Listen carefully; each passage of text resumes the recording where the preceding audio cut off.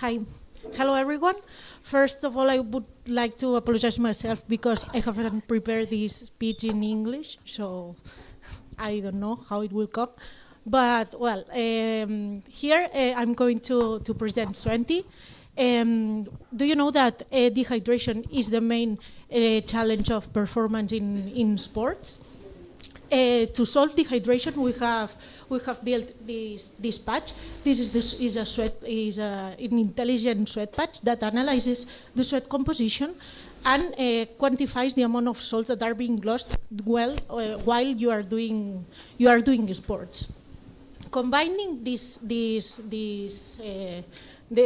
our sweat patch with our app, we can give people that are doing sports, especially people that are doing long-term sports as triathlon or marathons and all these type of people, personalized hydration plans that avoid dehydration. Dehydration can affect in the sports performance when you are being feeling thirsty, or even people that are being fainting or having cramps, muscle cramps in their legs. So this dehydration, it's very limiting the sports performance. So as Pedro was saying, we invented this technology in a research center during my PhD thesis. And we invented, we have been working on this technology since, the last 10 years. What we first do was to patent the technology inside the research center where I was doing the thesis. And we patented in 2018, and in Europe and different other countries. The thing is that finally we founded Sweanty in 2021, and the first thing that we did was licensing the technology to our company, because we were not the proprietary of the technology. We have a license to exploit this technology to the market. So, and then after the patent, what we have been doing is to evolve this technology.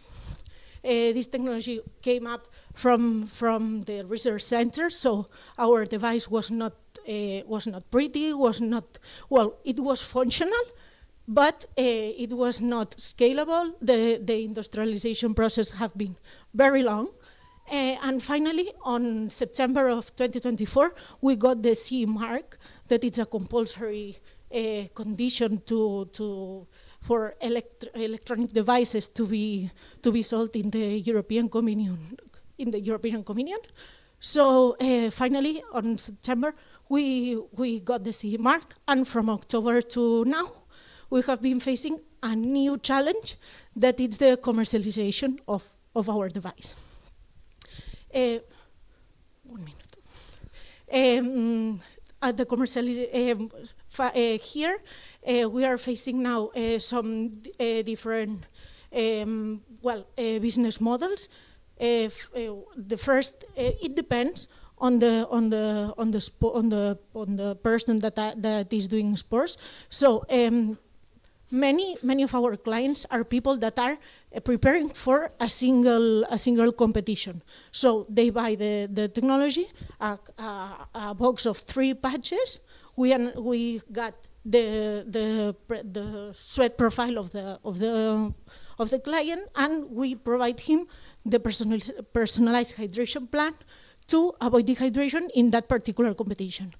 The other part is a subscription model that it's faced to people that likes data and requires a more personalized and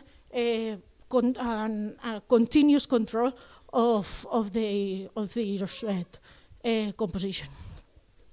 So we are also, only to mention, dehydration is not only a thing of people doing sports. Many people, many sectors are being dehydrated.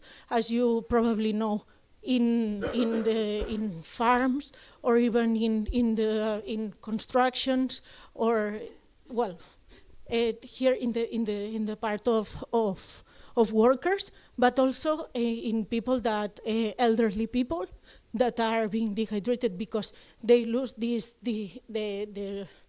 sensation of thirst, and that's why they can die because of dehydration. And also in very young children that they got dehydrated when they have very huge gastroenteritis.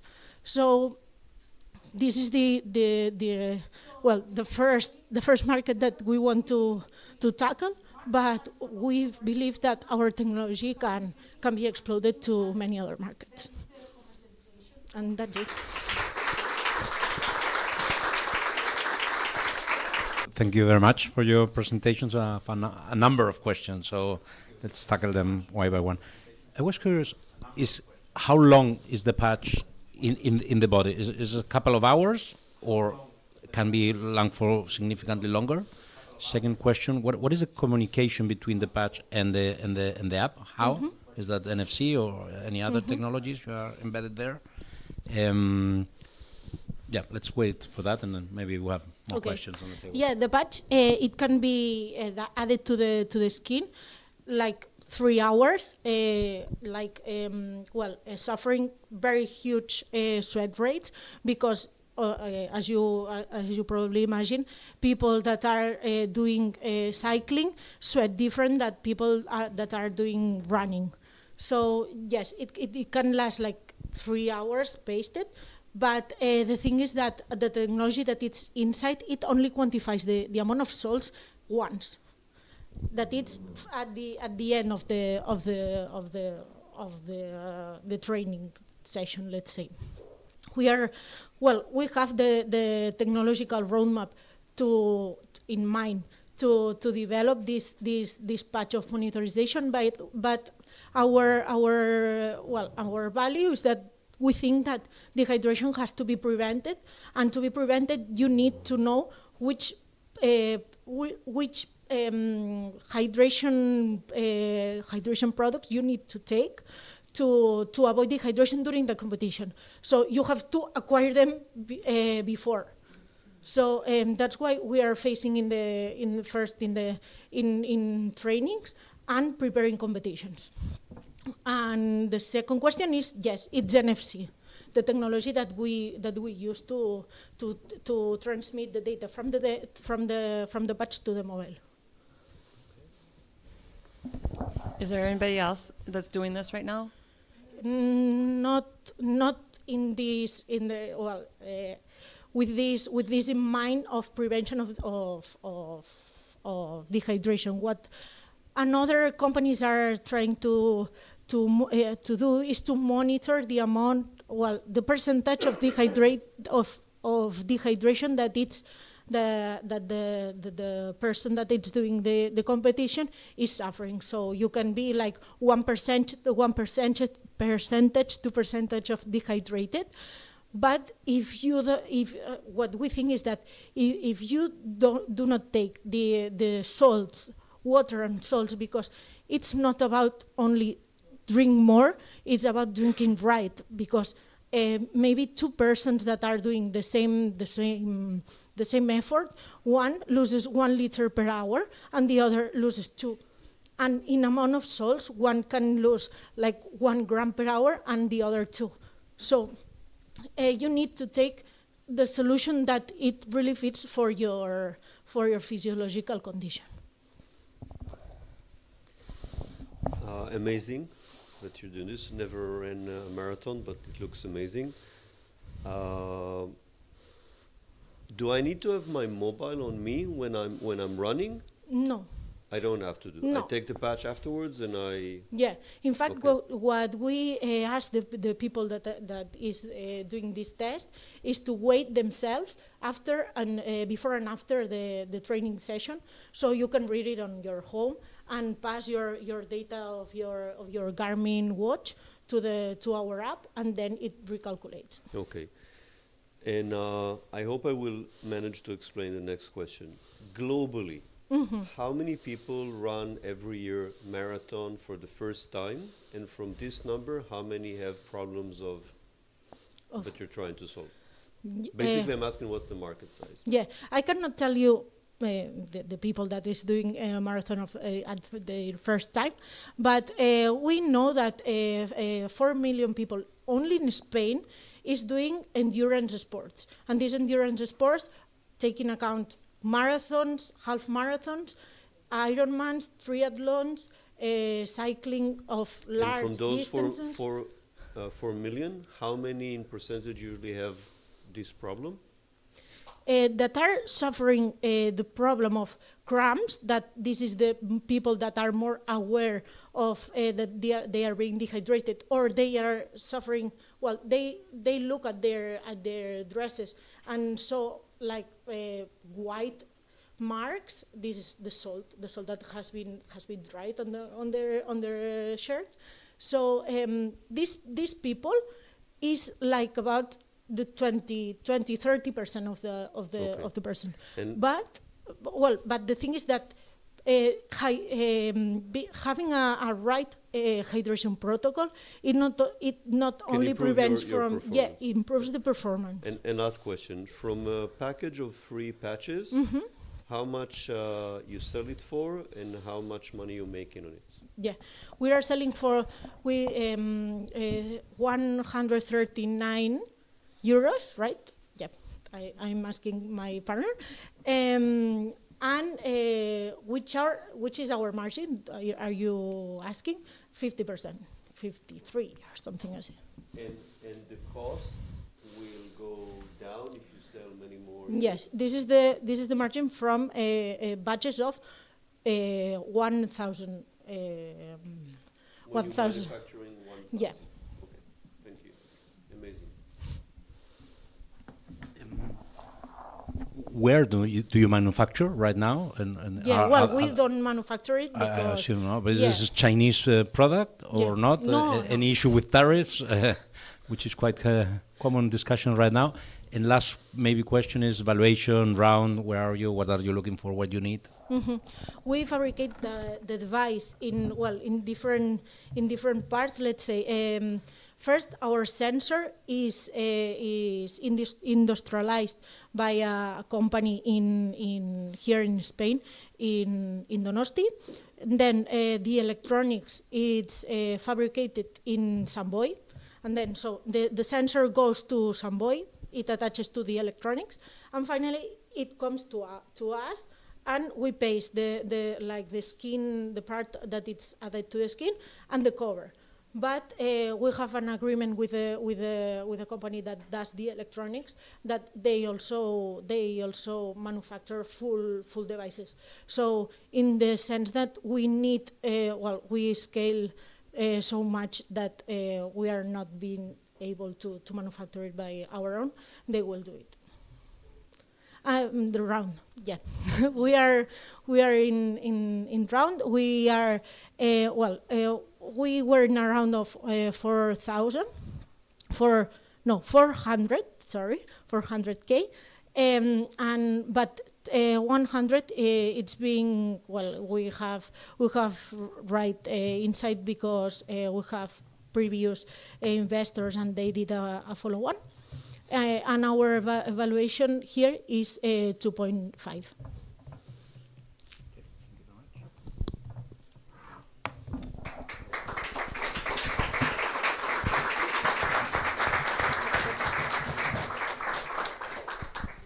Thank you very much, Laura.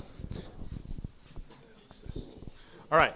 So as we had just one project that is looking to change the way that we approach sports and our hydration. This next project, for me, it's quite special because they're looking to change, not only to grow their B2C brand, but also to change the whole way that we approach education.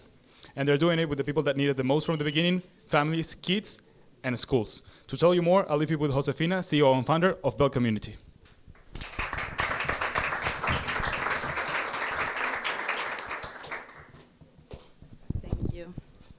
Do you hear me? Yeah. Okay, so thank you for having me here today. I am Josefina. I am CEO and co-founder of Bel Community. I am a software engineer. I've been developing mobile apps for the last 12 years and also managing engineering teams. But as I only have one life, I decided I wanted to quit my last job. I was working in fintech on a US company, and I wanted to make impact on education, so here's where I am today. Actually, why me and why education? I've been a math tutor in the past, so for several years while I was studying engineering, I was giving lessons, and I saw a lot of issues in the sector. But because of life circumstances, I ended up some years ago living with my sister during 3 months. And she's a teacher. So we saw an issue all around us. Several people in our neighborhood were in the need of finding tutors, and they were not being able to do it. So we started connecting parents with a community of tutors. We did it through an Excel. And after a while, after the first month, actually, 300 services were provided. So we thought, wow, we should maybe develop a bigger project. So we developed the first version of an app. At that moment, it was a marketplace of tutors, and it was the base of what Bel is today. So the problem that we solve nowadays is there is no reliable tool to find trustworthy tutors who ensure real progress. If 60% of parents in Spain hire private tutors, in the world 50%. And in general, the reasons are learning difficulties, lack of motivation, and also low grades. So as an overall, it's an obsolete market. There is a lot of technology there. Parents still contact tutors through recommendations of other parents, of other parents or the school teachers. And on a way, it's not easy for parents to understand if their kids are really progressing. So what we have built is a solution that it's a management and tracking platform for parents with kids in K-12. Actually, we focus in two big things. We focus on search and hire, that it's parents are able to find the ideal tutor for their kids in our app with smart recommendations. And also we focus on measuring progress of the kid. So we have developed a framework to measure progress that challenges the report card. We don't do it by marks. We do it measuring specific characteristics of the students, their goals, their difficulties, their accomplishments, and also more overall characteristics such as motivation, autonomy, commitment. So with all this, we are able to measure like the process of learning and not only the result of a specific exam. And what is interesting is that schools don't have all this data. We are collecting data that the school does not have. So this is the solution. Regarding the market, it's huge in Europe. In Europe, 35 billions are moved every year in private tutoring. In Latin America, 12.3. In the world, 120, and it's increasing up to 170 for 2028. Why is this happening? Because we are in a moment that there is an attention crisis. So the attention of kids, like the span of attention has plummeted because kids are using like these apps of infinite scrolling such as YouTube, TikTok, so it's not easy for them to focus. So more than ever, they need more support. Regarding the traction, the last month we have made 80K in GMV. We are the way we make money is we have a commission over a subscription. Parents are subscribing to between 4 and 16 lessons per month, and we have a commission over that of a 25%. Other numbers, the relationship between CAC and LTV, it's 6x. We have an LTV of 330 euros per parent on their lifetime. And, well, this is more or less our traction. Next thing, about our vision. We expect to be the #1 tutoring platform in all Spanish-speaking countries. We have started in Spain, and we believe that our standardized solution can be useful for every parent. So we believe that geography is not a barrier for us, and that parents, the way we do it, or the system we have built is our client is the parent, but the schools are a way to generate trust in parents. So the school is our strategic partner in this path of selling to parents. And last but not least, our team. I think that the team is the best that Bel has. I really value like how we work, how resilient is my team, the execution. They are really sharp in execution. We are a team that is combining engineers with educational psychologists working together. So the old world and the new world working together. And we have built also all this framework working together, which is being challenged by the experts in education in the world. We have built a committee to be challenged and make real impact. So yeah, I think that's all. Thank you very much for listening, and I'm open to questions.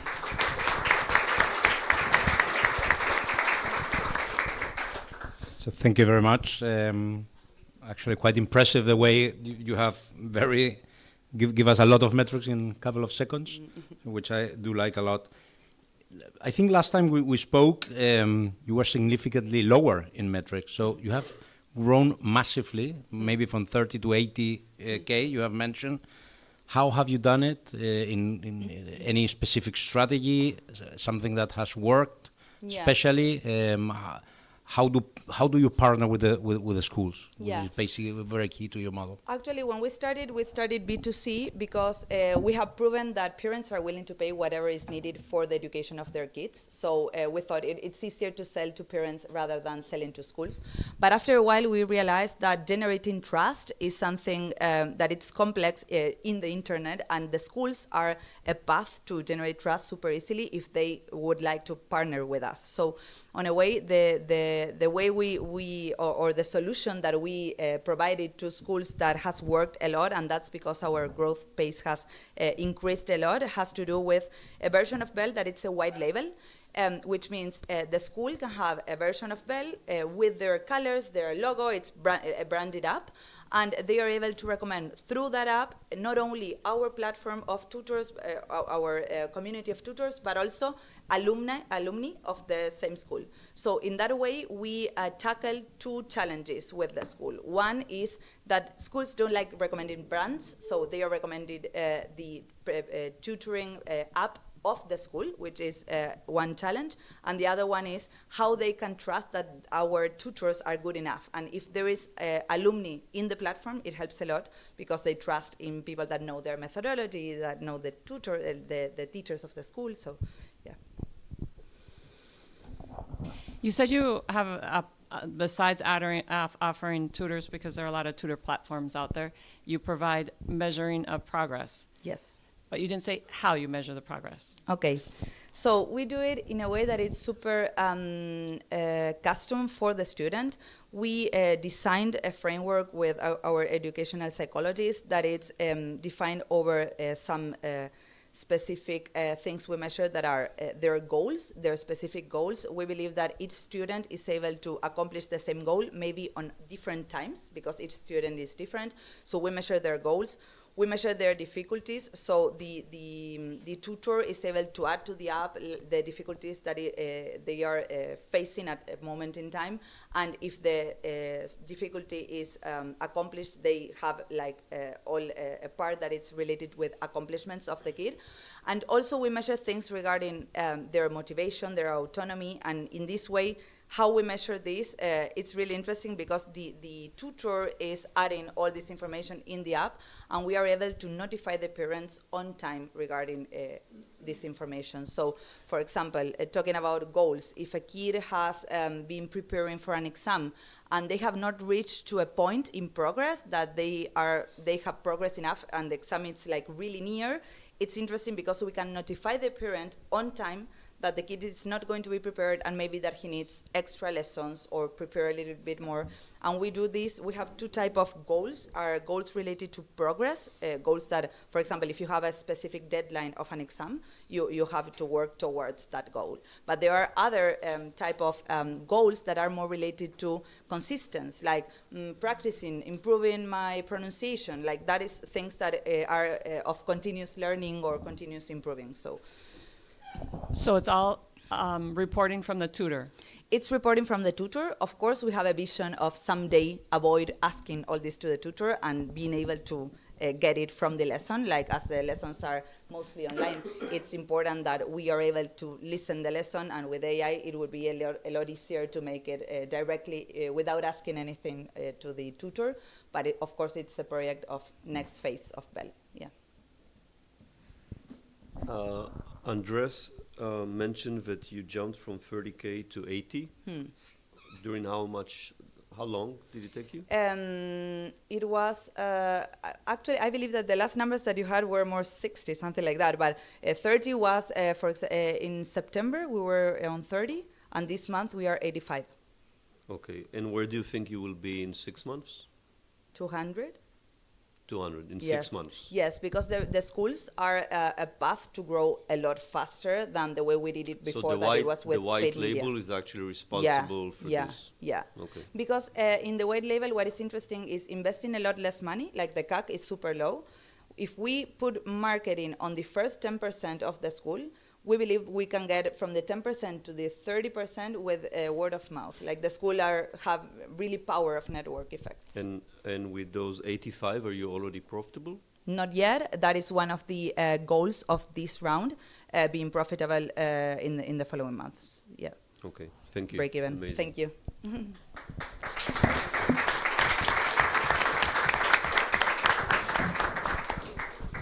All right. Thank you very much, Josefina.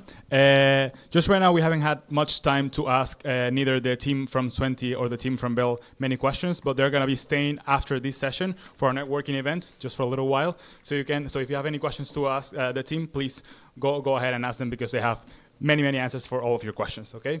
So just to wrap it up, we have already talked about the way that we want to change our consciousness through towards hydration. We have talked about how we're going to change our consciousness about education. And now lastly, I want to introduce you to a team that is changing finally the way that we approach the way that we eat in our day-to-day. To tell you more, I'll leave you with Mac, founder of Clean Meal.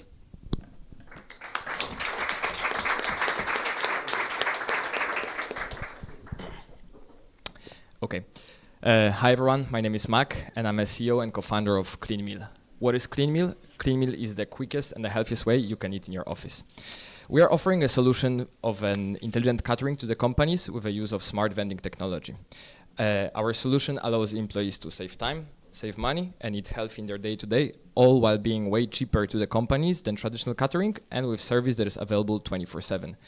Basically, we are solving an everyday issue of many office workers. Thanks to us, you don't need to cook and bring tupper every day you're going to the office. And if you don't need to go out and spend in a restaurant 15, 20 euros. You want to eat something in your work day. Our technology is very simple. Our fridges works like a regular fridge from home with integrated payment system and a huge touch screen where you can see all of the necessary information. Prices, allergen information, and nutritional facts. To do a purchase, you simply need to tap a credit card to the reader. You can open the door, check, see, move any products, and once you're going to find something you like, you just take it and close the door. Thanks to the RFID technology, the system detects automatically what was being taken, and in this way, in less than 30 seconds, you have your lunch in the office ready. So we launched Clean Meal in February 2024, with first clients being Glovo and Exotica. Glovo and Exotica. Since then, we sold more than 15,000 products to more than 3,500 users. Out of those 3,500 users, 63% are recurring ones. We reached 75,000 of revenue, and we're growing 20% month by month. Currently, we're negotiating also with 2 gym chains, one of them being the biggest premium gym chain in Spain. So we are in a round right now, and that's why I'm here. Our goal is to raise 300,000 euros. Out of this round, we have 70K committed. And the main purpose of it is to build a structure that will allow us to grow quicker and reach our goal, which is reach revenue of 1 million euros by the end of 2026. Thank you so much.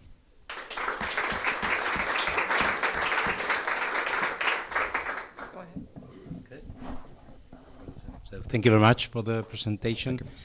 Can you talk us a little bit further on unit economics? So who pays for the fridge? What is the average cost of the meal for a user? What is your margin? What is the merma? What is not sold? Is that lost, or what percentage do you lose if you lose any, etc.? That's a really good question. So currently, for us to open new clients, it's cost as low as 300 euros. The fridges cost around 10K, but thanks to the leasing we have with the manufacturer, we just pay 300 euros to launch a new place. The margins we operate right now are around 53%, but this is the business of a scale. You know, the more we produce, the more clients we have, the better are the margins. And the food waste, you know, thanks to the data, to the fact that we have live access 24/7 to what's being sold in the fridge, we can adapt the offer to every company, because, you know, there are some companies that 90% of users are women and they buy more salads. We have some companies that they work, you know, like also night shifts, so we can prepare the offer to them. Currently, the food waste is around 13%. So what type of meals or what do I find in this refrigerator? Right now we have healthy pre-made meals that we produce in our central kitchen next to Barcelona. Regular foods, healthy, fresh products, I don't know, like chicken curry, salads, pasta, and also sandwiches and desserts. Basically, the idea is you can find there any product you might need while you're working, you know, so you don't need to spend your time and then effort trying to get food while you're at the office or at the gym. And the average cost of one of these? Depends. The average cost is around 650. No question. Do we have samples? I wish. For next Bcapital, I'll provide some samples. I'll come with the catering. Then if I'm gonna steal his question and ask, then what's the pressure to grow quicker? What's the pressure to? I mean, like all of the business, we're trying to grow as quick as possible. Like the main point is currently there is no over competition in Spain. There are companies that do similar services in France, Switzerland, United States, but in Barcelona currently in Spain there is no one. And you know, or you can be quick, or you can have a lot of money and spend it to take over the market. So you know, we're trying to be quick. What is it? What is the cost of opening a new city? So you're basically now trying to attract companies in Barcelona because you have your central kitchen here. So you need another central kitchen in Valencia, for example? No. Like we planning to open Madrid by the end of the year, hopefully in September. And to open Madrid, basically we just need to rent a warehouse with a cold space inside, which costs like 1,000 euros a month, and then ship the products that we already produce and pack here in a controlled temperature in Madrid. So basically it's like one person that's going to work in Madrid and a warehouse. No need to spend 200,000 euros to get a kitchen there. Amazing. Appreciate it.